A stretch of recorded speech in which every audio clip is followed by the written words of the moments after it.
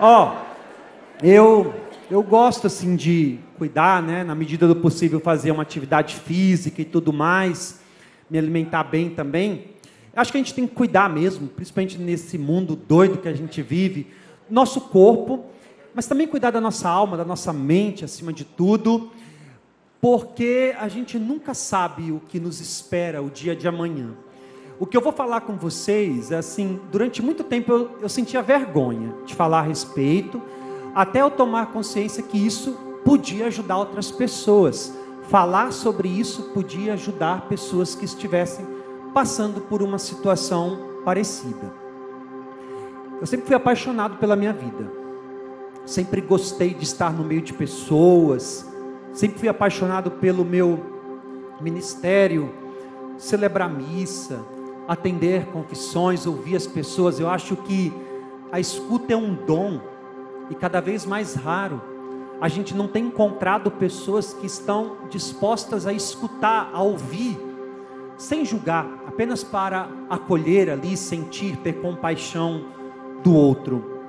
E eu comecei a perceber ali pelo ano de 2019, que eu já não sentia mais o mesmo prazer, não tinha mais o mesmo ânimo, o mesmo entusiasmo. Só que eu achava que era uma coisa passageira, como os dias difíceis que a gente tem, que logo ir embora e as coisas voltariam ao normal. Só que eu fui percebendo que cada vez mais era como se eu estivesse saindo do plumo, dos trilhos, e as coisas, ao invés de melhorar, foram piorando cada vez mais, a ponto de eu fazer tudo como uma obrigação, sem vontade, uma necessidade do menos. Eu lembro que eu ia para a missa e eu comecei a escrever os meus sermões, porque eu ficava tão distraído que eu esqueci o que eu estava falando.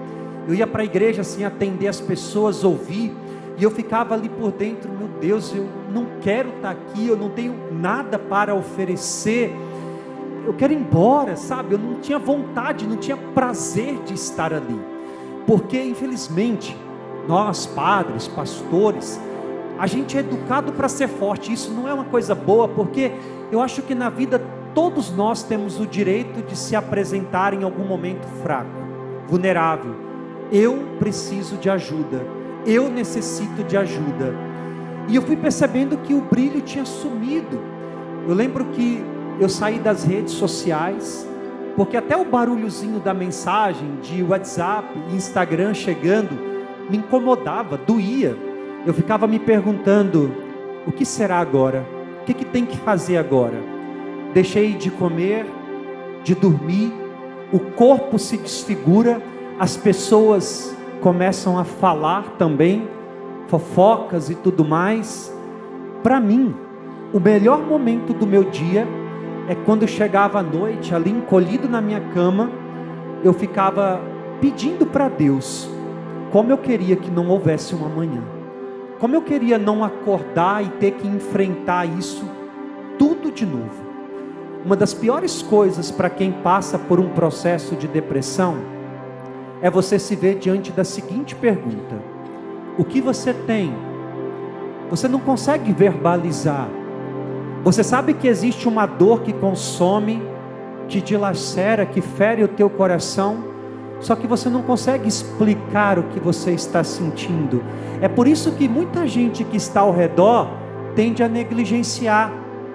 Você tem tudo, tem casa, tem família, tem seu emprego, ou pior ainda, vai rezar, é falta de Deus, o que aumenta ainda mais a dor de quem está vivendo aquilo, que apesar de tudo aquilo, da tristeza que se apodera, da escuridão, você tem que lidar com o sentimento de que você não tem Deus. É horrível isso. A gente deveria ter muito cuidado, uma responsabilidade afetiva por quem está passando por situações como essa. Eu lembro que eu estava lá em casa um dia, uma noite, na minha cama, e eu recebi uma mensagem de texto de uma mulher lá da minha paróquia que é psicóloga. Essa mensagem dizia assim: padre, tá tudo bem? Se você precisar conversar, eu estou aqui. Até então eu não tinha conversado com ninguém a respeito disso. E eu disse ali, querendo fugir mais uma vez: não, tá tudo bem sim, eu só estou um pouco recolhido. Foi uma noite horrível, uma noite de lágrimas, uma noite escura demais. E eu queria que vocês entendessem essa noite, muito além de um tempo físico, cronológico. Ela não havia começado 18 horas e terminaria 6. Durava já há muito tempo, meses, já tinha me levado muitas coisas, inclusive o gosto pela minha vida. Era aquela escuridão que havia chegado, se apoderado do meu coração e ficado de verdade. Uma noite que levou a vontade de viver embora mesmo. Quando amanheceu, e também vamos entender o amanhecer além, quando os primeiros raios me atingiram, eu mandei uma mensagem para ela dizendo assim: eu não estou bem, eu preciso conversar. E ela me chamou para ir lá no consultório dela. Eu fui.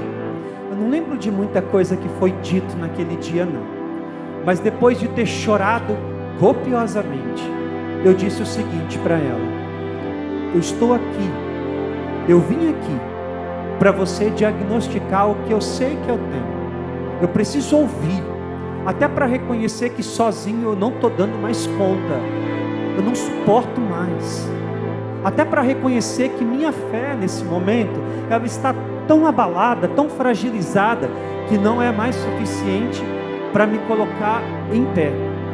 E aí, gente, eu comecei todo esse processo aí, ó, terapia, psiquiatra, remédio tarja preta, remédio para dormir, para me equilibrar emocionalmente, para me blindar das coisas externas, enfim, expor isso para a comunidade. Na época me causou bastante vergonha. E o médico que me acompanhou, ele pediu que eu me afastasse um pouquinho da paróquia, porque o ambiente ali podia me fazer mal, ao menos até o remédio começar a fazer efeito, a terapia e tudo mais. E eu fui passar um tempo com meu irmão, que mora na nossa cidade natal ainda hoje, lá no Espírito Santo, num lugar bonito. Sempre foi um lugar que me conectou muito com Deus, um lugar de descanso. Numa noite lá com o Maico, eu chamei ele para assistir um filme. Eu juro, não foi um filme que a gente tinha escolhido antes. Eu sentei no sofá e foi o filme que apareceu lá. É um toque de Deus, a providência de Deus mesmo. Gente, um filme bobo, de romance, com uma história triste, que poderia piorar ainda mais o que eu estava sentindo naquele momento. O nome do filme é Como Eu Era Antes de Você. Para quem nunca viu, conta a história de um moço bonito, rico, cheio de vida. Vivia intensamente a sua vida, cada momento dela. Por conta de um acidente, ele fica paraplégico, ele perde o gosto pela vida dele. Aí vai trabalhar na casa dele uma moça bonita, cafona, assim, ela tinha um potencial incrível, mas sabe, estava vivendo na margem, não estava vivendo uma plenitude, tudo que ela podia viver. Os dois se odeiam no primeiro momento, mas depois surge um sentimento muito bonito entre os dois. Teve uma cena daquele filme ali que mudou a minha vida. Foi de fato um divisor de águas na minha vida. Ele está sentado assim na cadeira de rodas. Aí ela senta assim numa cerca em frente dele. Estão lá conversando. Ele olha para ela e diz o seguinte: sabe o que eu vejo quando eu olho para você? Vai dar uma parada, pensa um pouco. Não me diz que é potencial. Potencial. Você só tem uma vida. E na verdade é sua obrigação viver o mais intensamente possível. Aquelas palavras caíram no meu coração com tanta força, chegou a ser violento. Essa dor que eu estou sentindo, essa angústia, essa sensação de morte, essa tristeza, não diz nada sobre mim. Eu sei que existe dentro de mim esse potencial. Eu amo a minha vida e eu quero viver intensamente. Porque a vida também pode ser um instante, ela é breve, e a gente não tem nenhuma certeza do amanhã. E deve ser tão triste a gente chegar no final da nossa vida, olhar para trás e talvez ter aquela sensação: eu poderia ter vivido mais, eu poderia ter feito mais, eu poderia ter amado mais, eu poderia ter feito mais pelas pessoas que eu amo, ter dito inclusive o quanto são especiais, importantes, enquanto eu podia ter feito. Quero viver intensamente, quero chegar no final da minha vida e olhar para trás e foi bom viver, foi bom encontrar e ter essas pessoas na minha vida. Gente, aquelas palavras me levantaram naquele momento.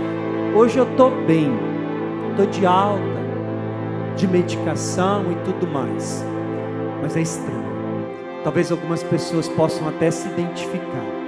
Estou feliz, estou bem, só que às vezes, sem aviso prévio, a tristeza chega com tanta força que te prostra, que te coloca para baixo. Eu lembro que eu pedia muito a Deus nas minhas orações naqueles dias: Senhor, leva tudo embora, só não tire de mim a esperança de que isso vai passar, só me deixe com a esperança de que isso vai ter um fim. E quando a tristeza chega, eu me lembro exatamente disso: só quero a esperança, vai passar, Deus tem o melhor para a minha vida.